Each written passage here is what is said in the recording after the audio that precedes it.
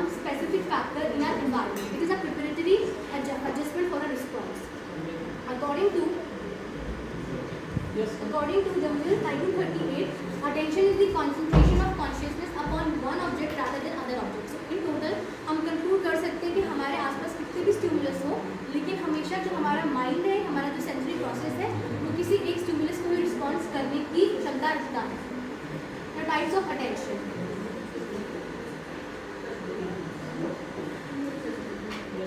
There are different types of attention. First is divided attention, second is selective attention, third is alternating, and fourth is sustained. So in this we are going to cover only divided, selective and sustained. So basically divided attention क्या होता है? It is the ability to process or to respond more than two stimulus. जब हमारे environment में एक से ज़्यादा stimulus होते हैं, जब हम उनको response करते हैं तो हम इसे divided attention कहते हैं. हम इसे multitasking भी कह सकते हैं. For example, हम कभी-कभी बात करते ड्राइव करते हैं. This is called divided. This can be the example of divided attention. और अगर हम इसे स्पोर्ट्स के कंटेक्स्ट में देखें तो टेनिस प्लेयर जो है, कई बार हमने देखा है गेम्स में, जो टेनिस प्लेयर है, बैडमिंटन प्लेयर है, वो अपने राइवल के मूवमेंट्स को ऑब्जर्व करता है देखने के लिए कि वो किस तरीके से सामने से सर्विस करेगा ताकि वो डिफेंड कर रहा है आगे से. तो यहाँ पे जो उसका अटेंशन है वो डिवाइडेड होता है, मतलब उसका फोकस दो चीज़ों पर होता है. एक तो उसे कैसे रिस्पॉन्स करना है और एक जो राइवल है वो कैसे सामने से हिट करेगा. Second is selective attention. This is also on the basis of objects, person and thing. It is the ability to select from the various factors or stimuli that are present and to focus only on the one that you want. Selective attention basically allows you to be able to select what you want to pay attention to. तो हम किस पे attention देना चाहते हैं? Selective attention जो पूरा all in all attention का जो basic एक fundamental concept है वो यही है, किसी एक stimulus पर response करना, उसे हम selective attention कहते हैं कि हम कहाँ पे अपना attention या focus देना चाहते हैं. For example, trying to study in a noisy room. अब हमारे पास 1000 distractions है लेकिन हमें पढ़ना है, तो यहाँ पे हम select कर रहे हैं, filter out कर रहे हैं अपने sensory process में कि हमें कहाँ ध्यान देना है. अगर हम इसे देखें in terms of sports, तो बास्केटबॉल में, जैसे फॉर एग्जाम्पल बास्केटबॉल है, वहाँ एथलीट का मेन गोल ये होता है कि उसे वहाँ बास्केट करना है बॉल को. वहाँ पे स्पेक्टेटर्स हैं, क्राउड है, या कोई लोग वहाँ पे दूसरे जो राइवल से कमेंट कर रहे हैं, टॉन्ट कर रहे हैं, उन चीज़ों को अवॉइड करते हैं और सिर्फ अपने गोल और अपने एम पे फोकस करते हैं. तो this is an example of selective attention. The next is sustain attention. It is the ability to focus on a specific task for a continuous amount of time without being distracted. Sustained attention is probably. जब हम sustained attention की बात करते हैं तो ये word सुन के हमारे दिमाग में 3-4 वर्ड्स ऑब्वियसली मतलब हमें रिमाइंड होता है यहाँ पे, जैसे अटेंशन, फोकस, कॉन्सेंट्रेशन. मतलब हम तो सस्टेन अटेंशन में ये 3-4 वर्ड्स हम लोग जब बात करते हैं तो हमें वर्ड्स समझ आते हैं. और हम सस्टेन अटेंशन को कैसे समझ सकते हैं? फॉर एग्जांपल अगर हमें ड्राइव करना है 7 to 8 आवर्स के लिए, तो एट दैट पॉइंट हमें सस्टेन अटेंशन का स्किल चाहिए, क्योंकि वहाँ पे हमें अपना अटेंशन हम डिवेट नहीं कर सकते, वहाँ पे हमें लॉन्ग लास्टिंग रहना पड़ेगा. For example practising football every day. जितने बड़े बड़े आजकल एथलीट स्पोर्ट्स पर्सन हैं, वो उनकी कंसिस्टेंसी की वजह से ही वो इतने आज बड़े स्पोर्ट्स प्लेयर्स बने हैं, पर्सन बने हैं. Next is now there are several factors which affect attention. So basically attention बहुत बड़ा रोल प्ले करता है स्पोर्ट्स पर्सन की लाइफ में.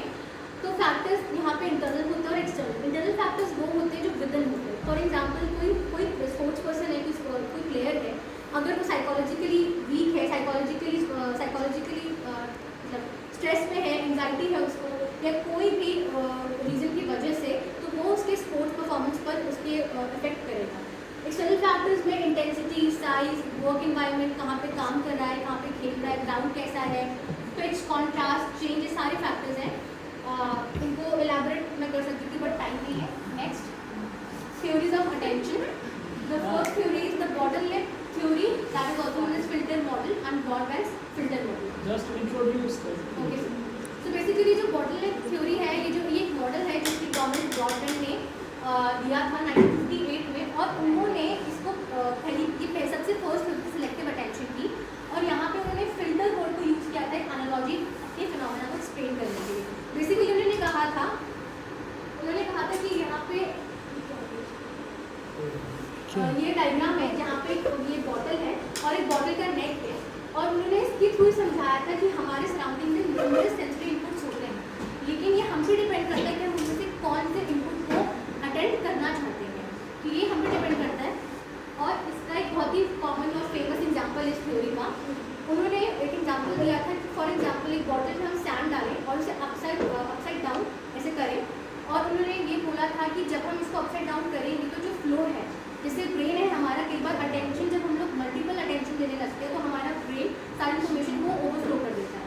लेकिन अगर हम उसे अपसाइड डाउन करें, मीन्स सैंड है इसके अंदर और हम उसको सिर्फ 1 by 1 अटेंड करें तो वो ओवरफ्लो नहीं करेगा, बल्कि वो काफ़ी इफेक्टिव होगा। तो अगर स्पोर्ट्स की कंटेक्स्ट में बात किया जाए, अगर हम हर चीज़ से इफेक्ट होने लगेंगे स्पोर्ट्स में कि क्राउड क्या कह रहे हैं, मोटिवेट कर रहे हैं कि नहीं, राइवल्स क्या कह रहे हैं, और हम खुद डिस्ट्रेस लेके बैठ जाएंगे, तो हम कभी भी अच्छे स्पोर्ट्स पर्सन नहीं बनेंगे। This was the model. Sensory store है यहाँ पे, सिलेक्टिव फिल्टर है, जो रिस्पॉन्सेज आए वो सिलेक्टिव फिल्टर में जाते हैं, जिसे हम जानकारी जाना चाहते हैं।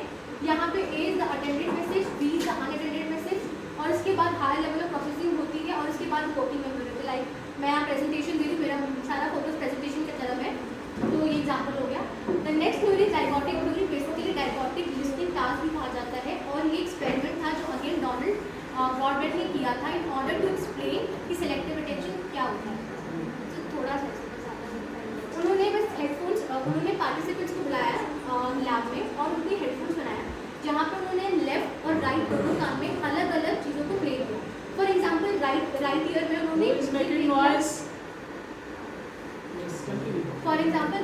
उन्होंने म्यूजिक प्ले किया और लेफ्ट में उन्होंने एक स्टोरी प्ले कर दी, और उसके बाद उन्होंने पार्टिसिपेंट को बैठाते हैं ये देखने के लिए कि जब एक्सपेरिमेंट हो रहा है तो उसका अटेंशन कहाँ जाएगा, और उसके थ्रू ये कंक्लूड किया गया कि जो ह्यूमन की कैपेसिटी वो काफ़ी लिमिटेड है, वो एक बार में एक से ज़्यादा दो से ज़्यादा जगह पे अटेंटिव नहीं रह सकता है। तो ये उनका था पूरा एक model dichotic listening task. Now how attention affect the performance of sports person. तो काफ़ी सारी रिसर्चेज हुई हैं, और रिसर्चेज में ऐसा देखा गया है कि एक्सपीरियंस बहुत मैटर करता है आपके अटेंशन को इम्प्रूव करने में, और कुछ टेक्निक्स हैं जो स्पोर्ट्स साइकोलॉजिस्ट यूज़ करते हैं।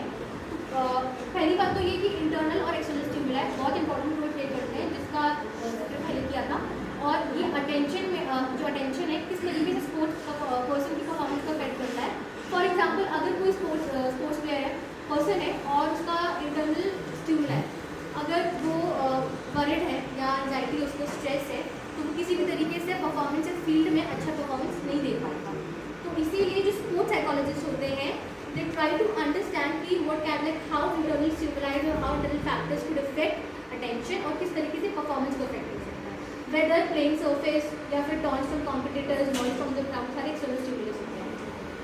और यहाँ पे रिसर्च की मैंने कॉटरल एडल ने 2010 में स्टडी की थी, जहाँ पे उन्होंने पता लगाया कि PBR एक टूल टेक्निक होती है जिसको हम यूज़ करके अटेंशन को प्रूव कर सकते हैं।